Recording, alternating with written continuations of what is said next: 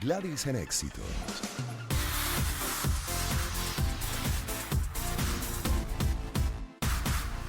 La música impacta en todos los seres, definitivamente, todos los seres vivos. Hablábamos de las plantas. Y bueno, cuando uno les hable con cariño, reaccionan hasta mejor. A las orquídeas yo les hablo mucho porque qué difíciles son mantenerlas. Que la flor se mantenga definitivamente es un gran desafío. Hay personas a las que se le da muy bien y uno ve, bueno, que están todo el tiempo con las orquídeas con flor. En mi caso, de vez en cuando, creo que una vez al año, cuando entra a mi casa por regalo, porque se suele regalar mucho esa atención, además, se agradece de una orquídea, por ejemplo, como gesto, cuando uno invita y te lo llevan a la casa, justamente como un detalle para el hogar, me llega la orquídea y yo digo, oh Dios, oh por Dios, y le hablo, le digo, bienvenida, espero que te vaya bien en esta casa, que puedas sobrevivir en el tiempo. Déjame ya empezar a buscar datos sobre ti, a ver cómo hago para que puedas estar de la mejor manera todo el año. Y así ha sido. Ya tengo varias, tengo 4 o 5, pero todas están verdes. Eso sí, pregúntenme por la flor, creo que una vez al año. Si tienen buenos datos sobre eso y se les da muy bien, compártanlos, por favor. Vamos hablando de salud. En este caso vamos a hablar de la salud mental y de también cómo debemos atenderla primero. Es una prioridad incluso para poder avanzar. Avanzar hasta en la evolución individual y colectiva, avanzar en lo que es también nuestro mejoramiento del ser hasta el final de nuestra existencia, utilizando y entendiendo y poniendo en práctica inteligencia emocional, por mencionar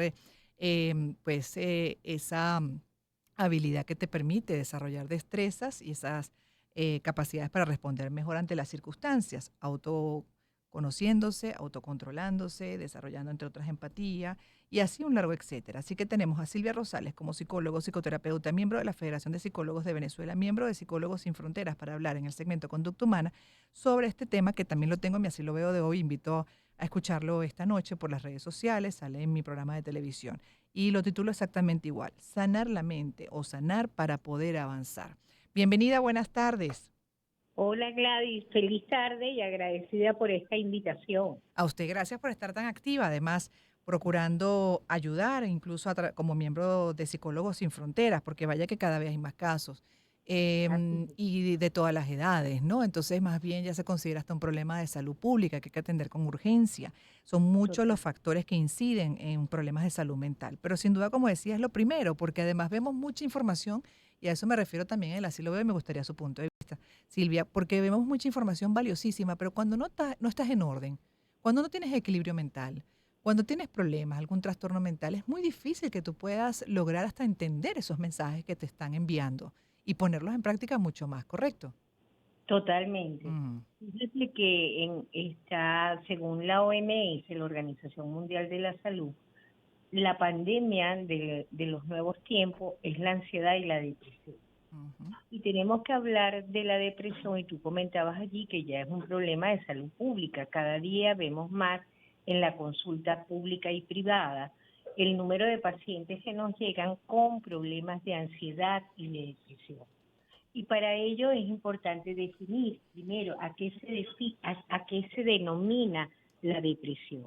Y tenemos que comenzar diciendo que es un trastorno del estado de ánimo que genera muchísimos síntomas. mm, Vamos a quitarle muchísimo, que genera una cantidad de síntomas. Se empiezan a manifestar de diferentes maneras. Muchas veces se utiliza el término de depresión en una forma muy ligera.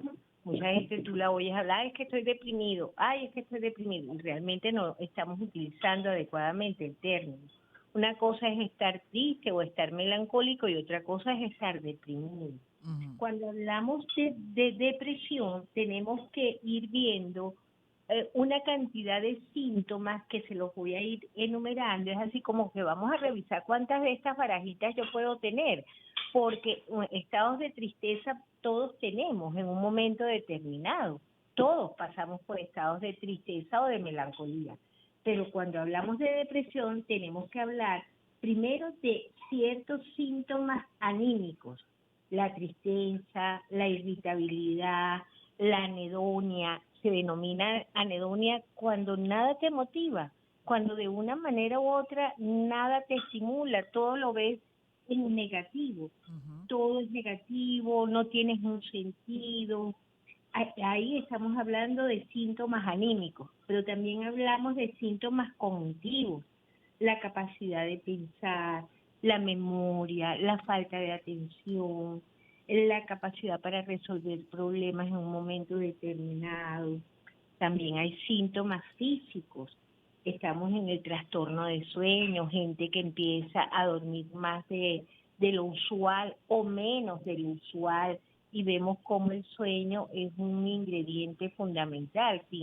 Si no dormimos adecuadamente, esa alteración en el sueño, al día siguiente amanecemos con mayor irritabilidad, amanecemos también con una baja tolerancia a la frustración, y también estamos viendo síntomas allí a nivel físico como una visión borrosa en un momento determinado. Ujú. Y desde el punto de vista de síntomas interpersonales, la persona empieza a alejarse de todas aquellas conductas que eran cotidianas y que lo caracterizaban en un momento determinado. Se empiezan a aislar, hay problemas de aislamiento, lo que antes te gustaba ya no te gusta.